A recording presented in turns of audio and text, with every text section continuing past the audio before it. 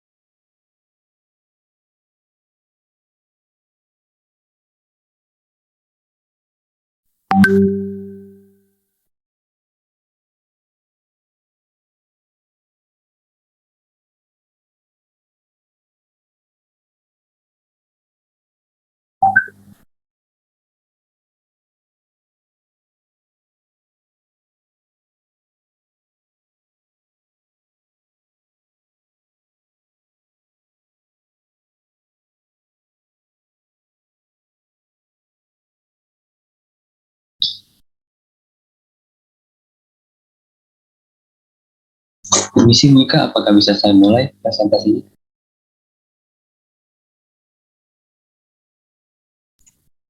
Mulai aja, Mas Febrian. Bu Ika bilang kita di record kok. Nanti beliau yang cek. Soalnya lagi ada double zoom gitu. Oke. Bisa dimulai aja. Assalamualaikum warahmatullahi wabarakatuh. Selamat pagi, salam sejahtera bagi kita semua. Yang terhormat, Ibu Dr. Ika Lestari SPD MSI, selaku dosen pengampu mata kuliah wawasan pendidikan dan rekan-rekan mahasiswa yang berbahagia. Sebelum masuk materi, izinkan saya memperkenalkan anggota kelompok kami. Perkenalkan, saya Febrian Nurprianda Sitohang sebagai moderator kali ini beserta anggota kelompok 3, yaitu Aurelia Siva Maharani, Christina Raisa Domoran, Muhammad Anwar Dulianto, dan Muhammad Kautsar. Adapun topik yang kita bahas pada pertemuan kali ini yaitu memahami pemikiran tokoh-tokoh pendidikan Universitas Negeri Jakarta. Ada 4 tokoh yang pada kesempatan ini kami akan bahas. Yang pertama ada Profesor Dr. Winarno Surahman, yang kedua ada Profesor Dr. Alex Tilaar, yang ketiga ada Profesor Dr. Koni R. Semiawan, dan terakhir ada Profesor Dr. Haji Sudijarto. Saya selaku moderator akan membacakan rangkaian acara pada presentasi kita kali ini. Yang pertama, pembukaan, kedua penyampaian materi dari kelompok 3, yang ketiga ada sesi tanya jawab, diselingi penambahan materi dari dosen pengampu, yang terakhir ada penutup. Acara pertama adalah pembukaan. Marilah kita buka presentasi kali ini dengan bacaan basmalah. Bismillahirrahmanirrahim. Selanjutnya ada penyampaian materi dari kelompok 3. Pada kelompok 3 saya persilahkan.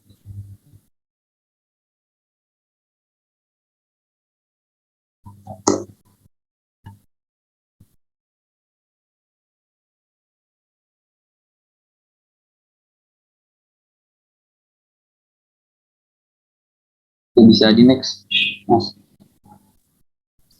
Ya, yang pertama itu ada Profesor Dr. Haji Winarno Surahman, MSCID. Beliau lahir di Ujung Pandang 25 Agustus 1930. Beliau juga sudah wafat pada 1 Juli 2016 pada umur 85 tahun.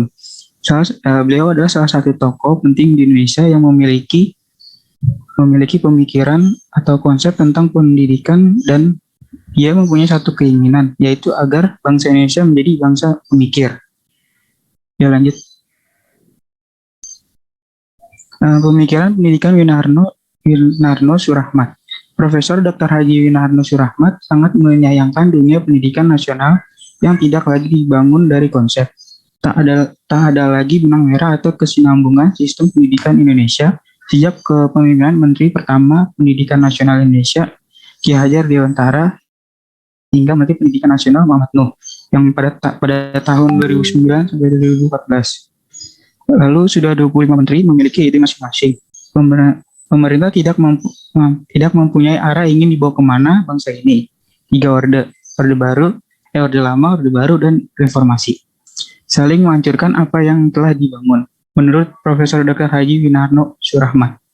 Next. Lalu dalam pandangannya, esensi pendidikan bukan terletak pada nilai ujian, tetapi pada keinginan jenjang pendidikan. Banyak anak yang dikorbankan karena standar yang ditetapkan pemerintah. Lalu ujian nasional tidak membuat anak berpikir. Ujian nasional hanya membuat anak-anak menghafal jawaban agar lulus. Yang penting adalah membangun anak-anak yang berpikir, do you learn or just memorize? Atau yang artinya, apakah kita belajar atau hanya menghafal? Ya, lanjut.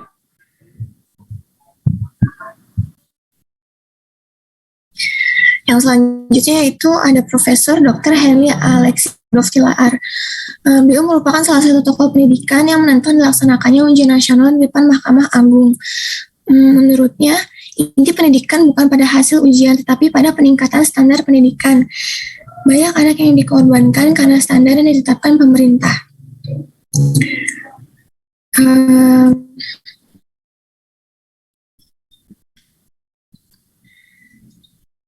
Henry Alexis Rudolf Tilaar menafsirkan fungsi pendidikan sebagai agen perubahan. Proses pendidikan harus berjalan secara demokratis, menghormati hak anak didik, dan bersifat transformatif. Fungsi pendidikan sebagai pembawa nilai-nilai keterbukaan dan toleransi merupakan salah satu bahasan dalam filsafat pendidikan aliran progresivisme.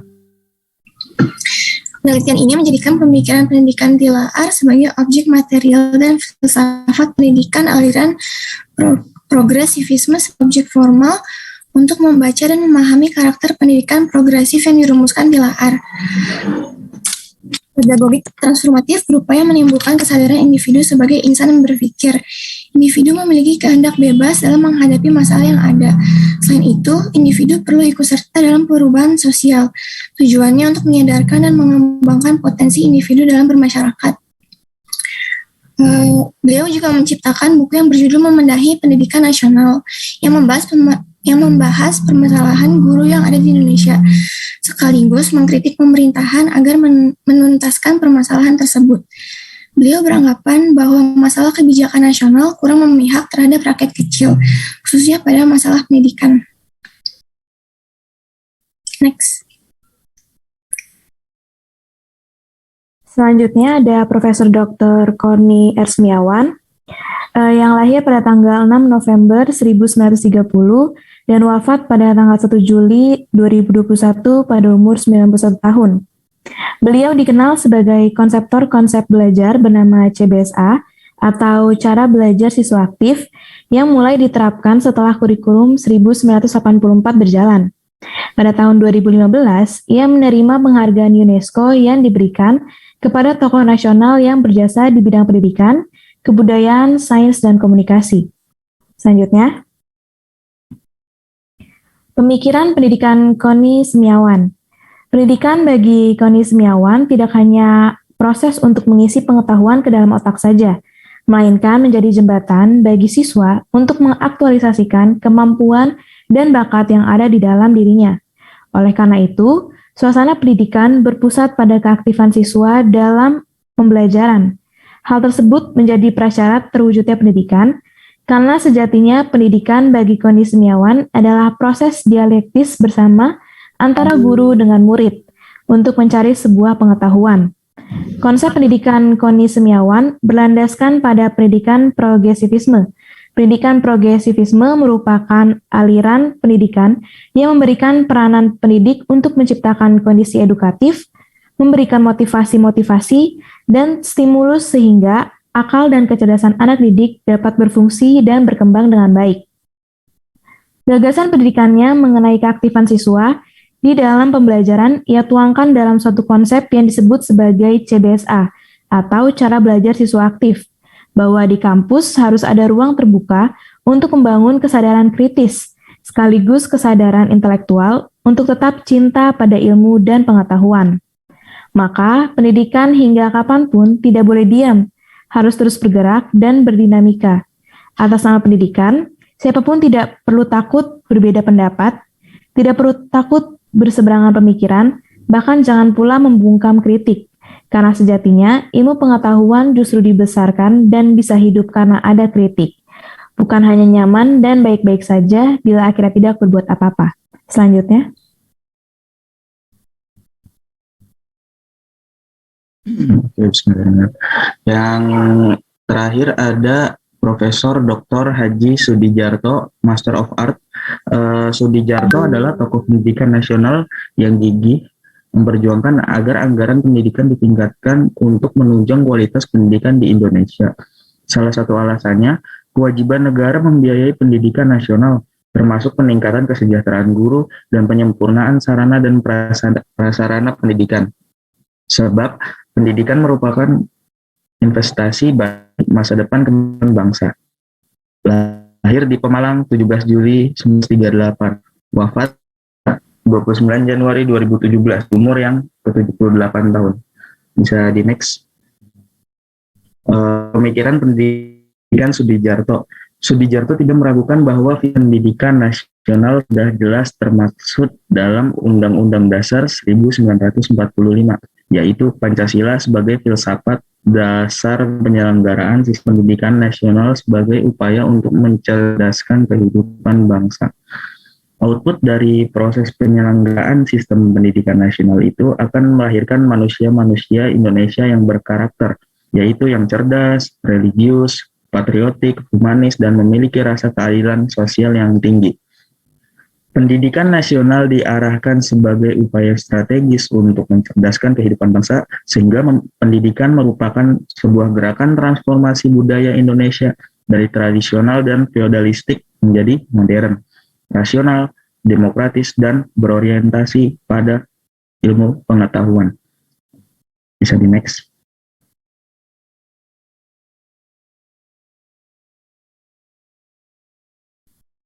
Ya, terima kasih pada teman-teman yang sudah memperhatikan pemaparan materi hingga selesai dari kami. Selanjutnya, saya buka sesi tanya jawab. Pertanyaan dibuka untuk para mahasiswa. Sebelum bertanya, penanya diharuskan menyebutkan nama, NIM, dan asal kelompok. Pertanyaan ditampung terlebih dahulu, lalu dijawab oleh kelompok 3. Ya, silakan yang mau bertanya.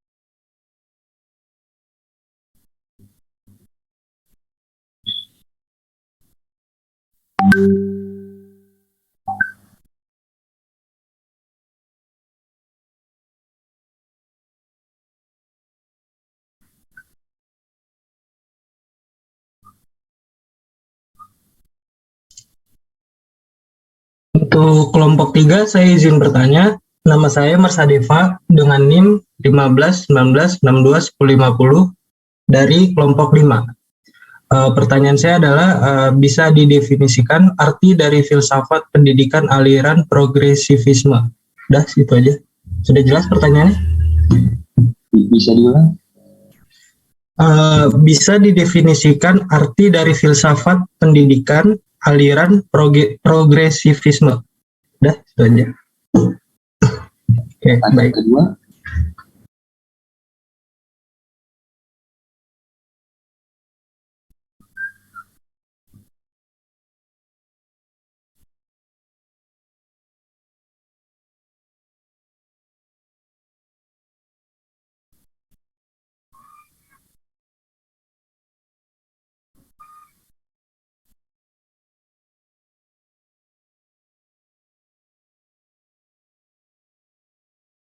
Oke, terima kasih. Lanjut, ada yang mau tanya lagi?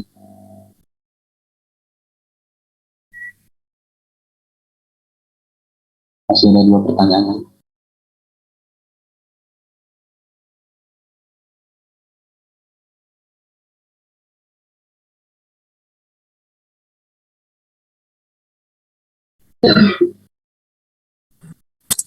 Saya ingin bertanya.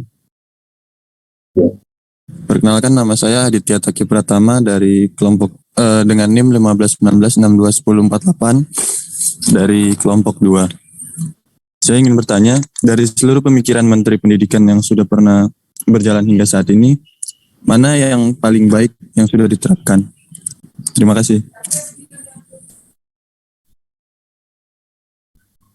Dari seluruh, maaf saya ulang, dari seluruh pemikiran hingga saat, dari seluruh pemikiran menteri ya, Iya, Menteri. dari seluruh pemikiran menteri hingga saat ini mana yang paling baik?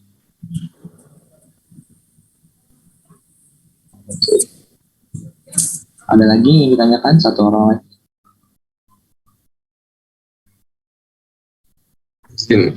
Saya izin bertanya. Oh, silakan. Nama saya Peter Chan. Saya ingin bertanya. Tadi di slide PPT ada pembahasan mengenai banyak anak yang dikorbankan karena standar pendidikan yang ditetapkan oleh pemerintah. Nah, itu contoh kasusnya bagaimana? Segitu aja. Terima kasih. Bisa diulang pertanyaan?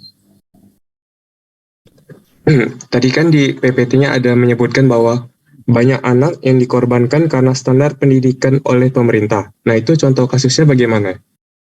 Oke, terima kasih. Ya, saya meminta waktu sebentar untuk berdiskusi ya.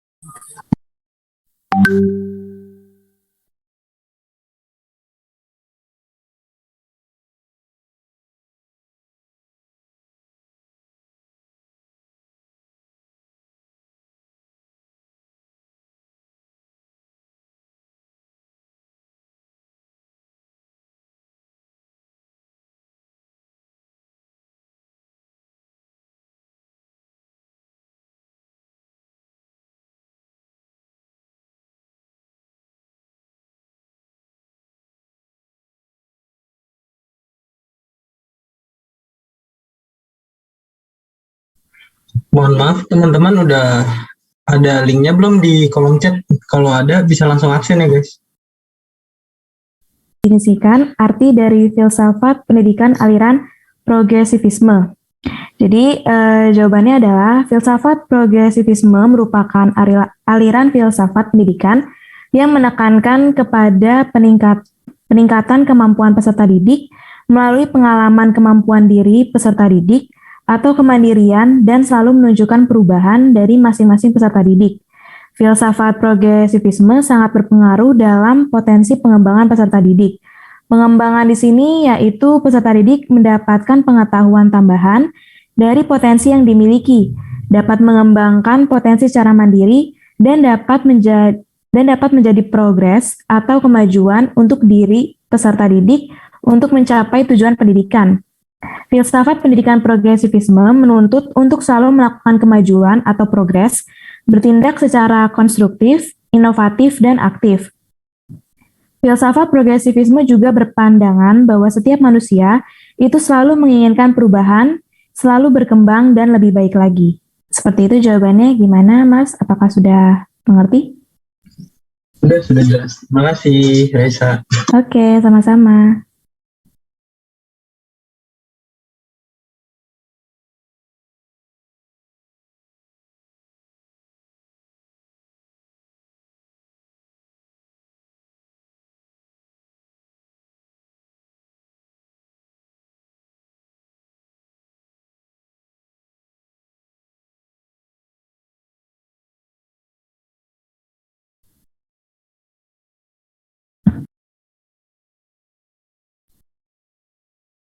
Oke, baik. Di sini saya akan menjawab pertanyaan dari Mas Peter Chan yang pertanyaannya tadi itu banyak anak yang dikorbankan oleh standar pendidikan. Contoh kasusnya tuh kayak gimana? Contoh kasusnya itu seperti yang kita tahu, perombakan kurikulum sering banget terjadi di Indonesia gitu. Ya yang seperti kita tahu semua gitu, Indonesia punya kurikulum yang terurai pada tahun 1974. Dirombak lagi menjadi kurikulum sekolah dasar pada 1984. Nah, pada 1984 kurikulumnya itu cuma bertahan sampai 10 tahun. Jadi begitu 1984, selang 10 tahun sudah ganti kurikulum lagi. Nah, pada 1994 itu kurikulumnya diganti lagi menjadi revisi kurikulum 1994. Nggak ada perubahan siklus kurikulum yang jelas sejak awal dari tadi 1964. Tak heran banyak orang yang beranggapan pemerintah ini tidak memiliki alasan yang jelas terkait perubahan kurikulum ini. Nah, imbasnya tadi kepada anak-anak yang berpendidikan di negara ini makin nggak jelas gitu dari perubahan kurikulum ini. Nah, itu mungkin salah satu contoh kasus dari tadi anak yang dikorbankan oleh standar pendidikan di Indonesia. Tadi contoh kasusnya mungkin perubahan kurikulum itu sendiri. Oke, mungkin dari saya cukup segitu tadi, Mas Peter. Iya, terima kasih Mas Oswald, saya sudah paham. Jadi perubahan kurikulum ya Mas Peter ya. Makasih banyak Mas. Oke, terima kasih juga Mas.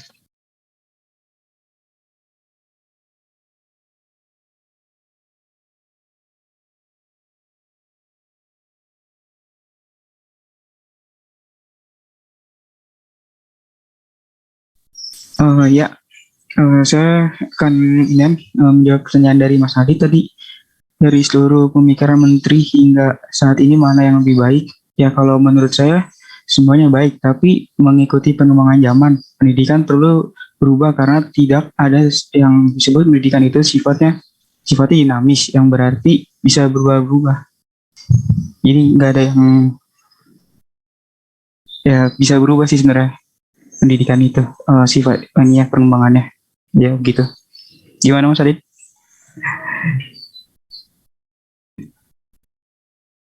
Oke, cukup jelas. Terima kasih. Oke. Selanjutnya saya mau menjawab pertanyaan dari Salva. Dari keempat tokoh yang sudah disebutkan, pemikiran tokoh siapakah yang model pendidikannya sesuai dan dapat diaplikasikan untuk membenahi moral anak zaman sekarang? Menurut saya, pemikiran tokoh dari Koni Seniawan. Semiawannya itu dia menerapkan konsep cara belajar siswa aktif. Cara belajar siswa aktif sendiri itu merupakan dia itu pendekatan pengajaran yang memberikan kesempatan kepada siswa untuk aktif terlibat secara fisik, mental, intelektual, dan emosional dengan harapan siswa dapat memperoleh pengalaman belajar secara maksimal baik dalam ranah kognitif, afektif, maupun psikomotor. Udah jelas belum, Salva?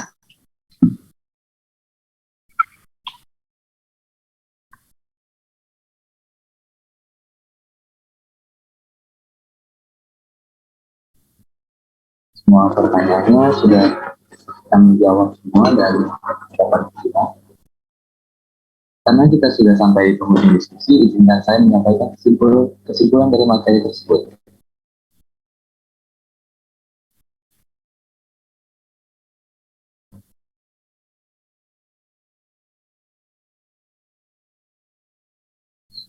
Dapat disimpulkan bahwa pendidikan sangat penting bagi kemajuan suatu negara. Melalui pendidikan, kita dapat menanamkan moral, karakter, dan potensi pada diri manusia. Jadi manusia dididik sejak kecil, sehingga di dewasa mereka memiliki sumber ide yang baik. Peran tokoh pendidikan sangat bermanfaat dalam dunia pendidikan. Dengan adanya tokoh-tokoh pendidikan, maka dunia pendidikan mendapatkan evaluasi dari tokoh-tokoh tersebut. Dengan evaluasi ini, saya berharap pendidikan di Indonesia akan lebih baik dan lebih maju di masa depan, serta mendorong pelajar untuk mengajar pendidikannya dengan penuh semangat, tanpa terhalang oleh biaya, lingkungan, dan fasilitas. Saya harap materi yang kami sampaikan dapat bermanfaat untuk pembelajaran kita ke depannya. Sedang rasanya soto Banjar bila dimakan dengan sambal. Walau diskusi hanya sebentar, semoga bermanfaat ke depannya. Saya Febri Migran Setelah, selaku moderator dan wakil ketiga, mohon maaf bila ada kekurangan dalam penyampaian materi. Akhir kata saya ucapkan, wassalamualaikum warahmatullahi wabarakatuh. Terima kasih. Waalaikumsalam. Sama-sama. Terima kasih untuk kelompok 3 atas presentasinya. Dan teman-teman semua yang sudah hadir, terima kasih juga. Dan khususnya untuk Bu Ika sudah menyempatkan waktunya pada hari ini. Kita akhiri saja pertemuan kali ini. Wassalamualaikum warahmatullahi wabarakatuh.